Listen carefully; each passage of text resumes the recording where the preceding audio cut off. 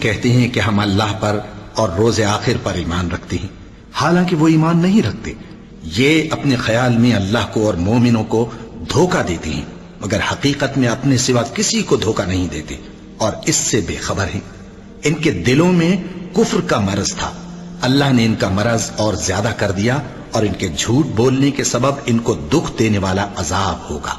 اور جب ان سے کہا جاتا ہے کہ زمین میں فساد نہ ڈالو تو کہتے ہیں کہ ہم تو اصلاح کرنے والے ہیں۔ دیکھو یہ بلا شبہ مفسد ہیں لیکن خبر نہیں رکھتے۔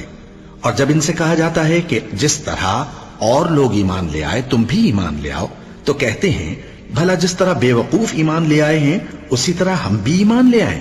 سن لو کہ یہی بے وقوف ہیں لیکن نہیں جانتے۔